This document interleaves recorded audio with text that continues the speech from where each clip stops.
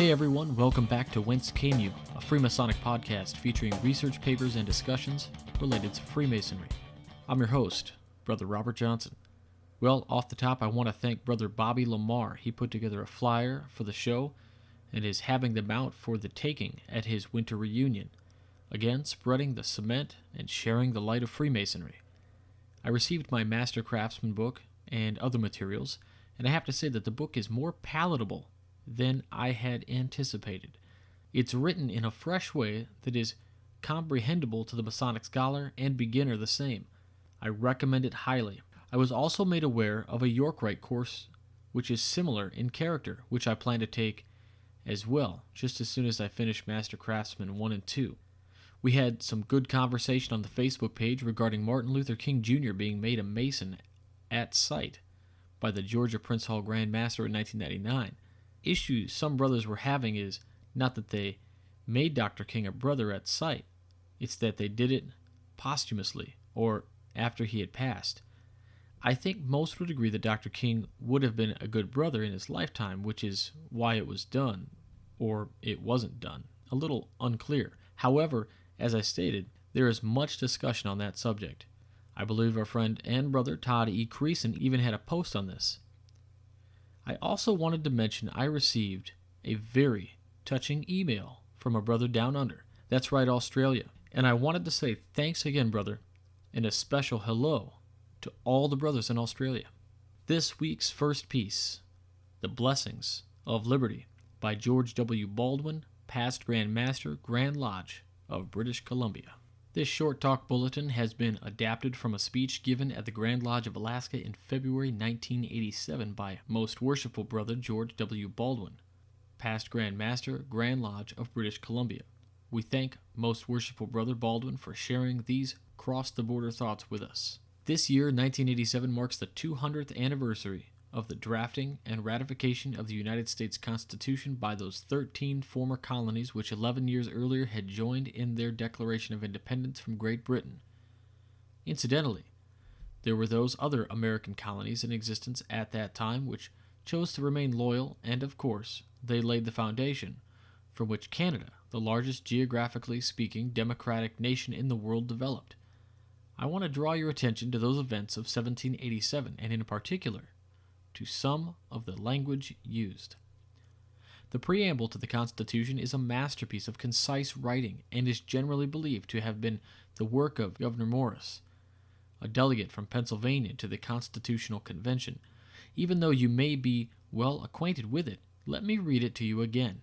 We, the people of the United States, in order to form a more perfect union, establish justice, ensure domestic tranquility, provide for the common defense, promote the general welfare, and secure the blessings of liberty to ourselves and our posterity, do ordain and establish this Constitution for the United States. I would ask you to pay particular attention to the phrase, to secure the blessing of liberty. I do not want to dwell at length on what those blessings are or attempt to find a definition for them, for I think that each one of us, if so asked, would produce a different list. Perhaps Thomas Jefferson came as close as any to a satisfactory definition when he wrote, "In the Declaration of July 4th, 1776, we hold these truths to be self-evident, that all men are created equal, that they are endowed by their Creator with certain unalienable rights, that among these are life, liberty, and the pursuit of happiness. But how are those rights to be secured? The Constitution, as originally drafted, did not spell out any particular rights, nor any rules for securing them. The first 10 amendments, known ever after as the Bill of Rights, were not proposed until 1789, nor adopted until 1791. I mention this because it is of importance to us as Freemasons that likewise there is not mention made of any duties or responsibilities insofar as the individual citizen is concerned, either in the Constitution or the Bill of Rights, or, for that matter, in the Canadian Constitution and its Charter of Rights and Freedoms. My proposition tonight is that those rights, that are freedoms, that the blessings of liberty can only be secured when the individual citizen recognizes and acts upon his or her own sense of duty and responsibility.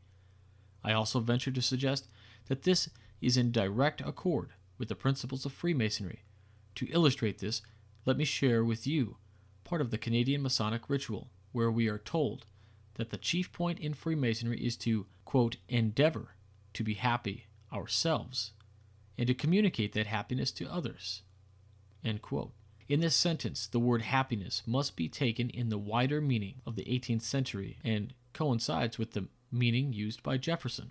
We are also taught in our Canadian ritual that the ritual is intended to carry into an active practice the four cardinal virtues: temperance, fortitude, prudence, and justice, combined with the theological virtues faith, hope, and charity, thereby demonstrating to the world at large that in Freemasonry there is found the true import of these three great social treasures: fraternity, liberty, and equality.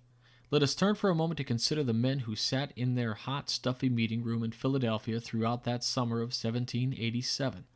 The presiding officer of the convention was Brother George Washington. I am sure that when he considered securing the blessings of liberty, he had no illusions as to the responsibilities. He had amply demonstrated over the preceding 10 or 11 years that he was prepared to contribute his all to the cause of liberty as he saw it. Yet he was a reasonably prosperous landowner in Virginia. He was well connected with the aristocracy and governing class in that commonwealth, and he could quite easily and justifiably have remained at home in Mount Vernon that summer and let someone else do the work for a change. But such was not his nature. As a patriot and a Freemason, he saw where his duty lay, and he took up the responsibility of seeing that the blessings of liberty were secured to his fellow countrymen, not only in Virginia, but throughout the new nation that was then being created.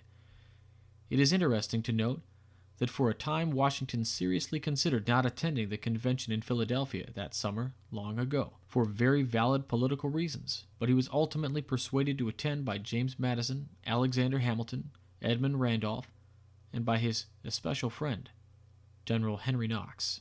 Another Freemason who could easily have been excused from attendance at the convention on the account of age and health was Brother Benjamin Franklin of Pennsylvania.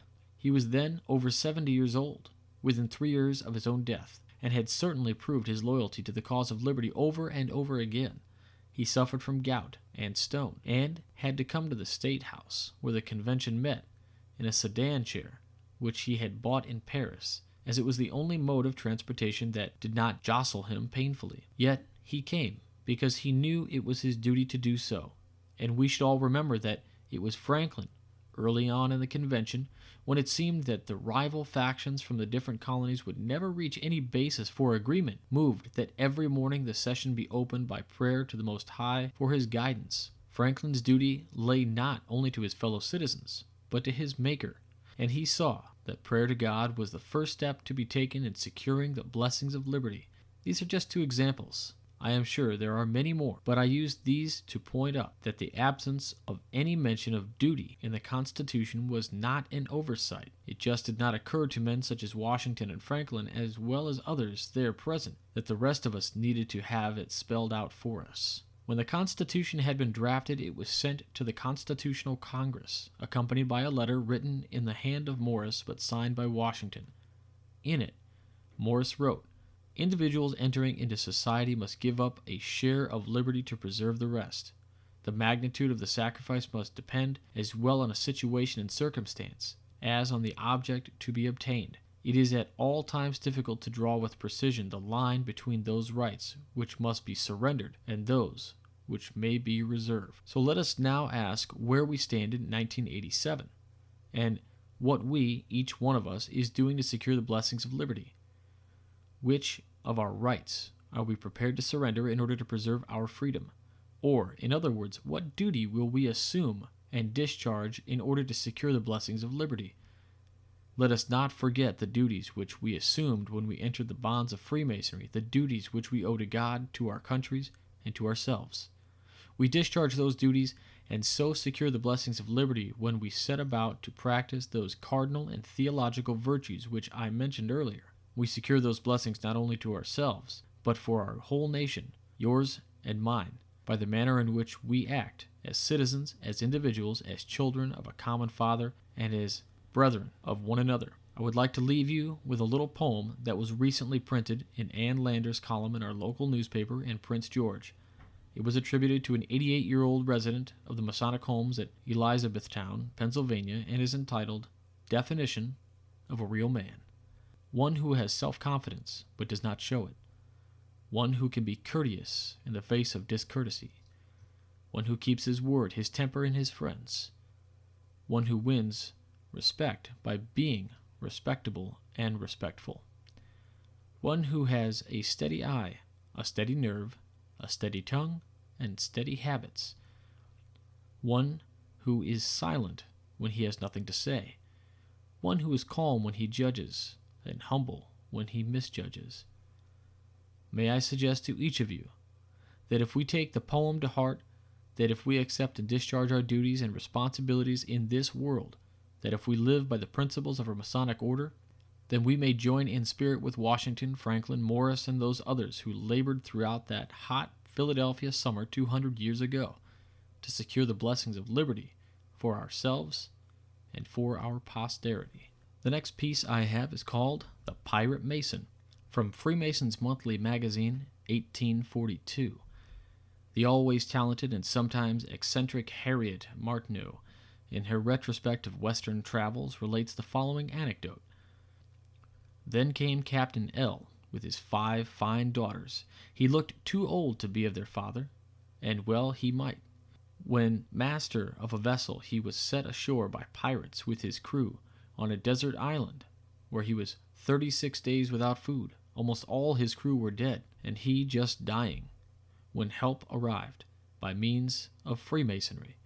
Among the pirates was a Scotchman, a Mason, as was Captain L. The two exchanged signs. The Scotchman could not give aid at the moment, but after many days of fruitless and anxious attempts, he contrived to sail back at the risk of his life, and landed on the desert island on the 36th day from his leaving it. He had no expectation of finding the party alive, but to take the chance and lose no time, he jumped ashore with a kettle full of wine in his hand. He poured wine down the throats of the few whom he found still breathing, and treated them so judiciously that they recovered. At least it was called recovery, but Captain L's looks are very haggard and nervous still.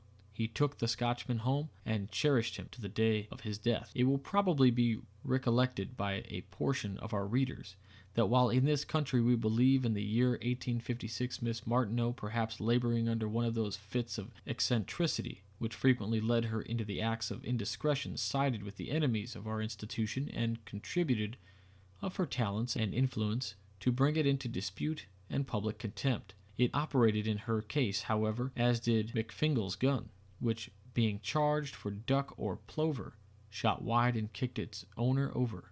Of the result of the exploit we do not complain. That which excites our surprise is that she should have so far forgotten what is due to the character of an ingenious and honorable opponent, a character that we had a right to expect to find in a lady of her intelligence, as to give publicity to an incident the truth of which she does not doubt, so beautifully exhibiting the practical utility of the order under its holier attributes, without the slightest reference to her previously expressed opinions. It afforded her an honorable opportunity to have acknowledged her error, and to have done tardy justice to an institution which, while writing the anecdote, she must have felt conscious she had wrongfully traduced. But her self-pride was permitted to triumph even to the prejudice of her character for integrity and truth. Comment, however, was not necessary. The mere recital of the incident furnished a full refutation of all she had previously written against the institution. She has given to her readers the evidence that the heart of the renegade, dead to all other associations but that of crime, can be reached and awakened to a sense of the kindlier feelings of humanity by the irresistible appeals of Freemasonry. The pirate Mason, at the risk of his own life, saves that of his brother. What a sweet spirit is here shown! The pirate's no more, but warmed by the benevolent affections, he pants to succor and to save. Even in such hands the wine is blessed by him whose ways are indeed mysterious. Masonry superadds to our other obligations the strongest ties of connection between it and the cultivation of virtue, and furnishes the most powerful incentives to goodness. DeWitt Clinton. Now I have to admit that last piece is interesting to read because it is in fact hard to read, and I suspect harder yet to understand as I read it, and for that I apologize. And now I have to take a moment and tell you all about how to listen to the show. on the go, or any other way you want to do it. So you might be wondering, hey, does this show have an application? Well, is it on Apple? Is it on Android? The answer is yes, we have both. What is the benefit? Well, with the purchase of those apps, it gives you access to the papers we read and some other bonus goodies like Masonic wallpapers for your mobile device, sometimes extra videos as well. And then I mentioned the show is streaming, no more syncing. For every app purchase, it offsets the hosting cost for the audio files. Now, if you're wanting access to streaming and also have other podcasting interests, Stitcher Smart Radio is an option as well, featuring our show streaming, but also when you register for free and you use the promo code Whence with no spaces, you get 3 things. First, access to our show streaming. Second, you get entered into a drawing for $100 from Stitcher Smart Radio. And 3, my thanks, because when you use the code Whence with no spaces, Stitcher contributes $1 to the show, which also offsets the cost. You can also listen via the Roku media player on your TV if you grab the Blueberry channel, which is also free. It's a neat option. Again, the goal here is to make the show available on every medium, so no one has to sign up for anything new, keeping it comfortable. So check those things out. This week's famous Freemason is Richard Tyson. Now some of you might say, who is that? Well, you might remember him as Arnold Schwarzenegger's nemesis in Kindergarten Cop. That's right, Dominic's crazy dad. He's an avid Shriner, and you may have seen his commercial for the Shrine in which he says, "Hello, I'm Richard Tyson, and I'm an actor, and I usually play a bad guy, but in real life, I play a good guy, because I'm a Shriner." And I posted that on our Facebook page as well. His Wikipedia page reads, his most prominent role was the villain as Cullen Crisp, Sr. in Kindergarten Cop, co-starring alongside Arnold Schwarzenegger. He also starred as high school bully Buddy Revell in 1987 comedy 3 O'Clock High. Richard can also be seen in the Farrelly Brothers movie Kingpin, Me, Myself, and Irene, and There's Something About Mary. The latter features Tyson as a detective Cravoy, who questions, then attacks Ben Stiller in a classic scene from the film. Tyson was the co-star of the television series Hardball alongside John Ashton in the 1980s. Richard's recent films include The Fear Chamber, Richard III, Flight of the Living Dead, a film about a government-created virus that turns the dead into zombies being transported on a plane, in which he plays a sky marshal. No Bad Days, starring Michael Madsen, and the western Shoot First and Pray You Live, also starring Jim Gaffigan and James Russo. He is also the lead in the horror film Big Bad Wolf, in which he plays a stepfather accused by his stepson of being cruel and a vicious werewolf. His most recent work is the film Jake's Corner, in which he plays ex-football star Johnny Dunn, who owns a small town called Jake's Corner. The film has been cited as Tyson's best work to date and also stars singer B.J. Thomas and actor Danny Trejo. Richard Tyson's acting credits also include guest appearances on the TV shows CSI, New York, Boomtown, Martial Law, as well as the TV films The Visitation, Moscow Heat, Liar's Poker, and Black Hawk Down. One of Tyson's favorite roles is Genghis Khan from the 1992 film, also starring Charlton Heston and Pat Morita. Due to insufficient funds, the film was never completed. Tyson was born in Mobile, Alabama. He graduated from Davidson High School in 1974. He holds a master's degree in fine arts from Cornell University. He enjoys playing golf and appears regularly on the Mr. Cigar radio show in Los Angeles. He won the Peacemaker Award in Russia 2006. Tyson is a third-degree Master Mason and a member of the Abba Shriners in Mobile. He currently lives near Hollywood with his wife and children. His brother John is a former district attorney of Mobile County and was a Democratic Party nominee for the Attorney General of Alabama in 2006. That's it for this week. Remember to find the show on Facebook and follow on Twitter. Check out the apps and everything else. Keep checking out the Midnight Freemasons for amazing Masonic content which comes out 3 times a week, Mondays, Wednesdays, and Fridays. Stay on the level, everyone. For Whence Came You, I'm Robert Johnson.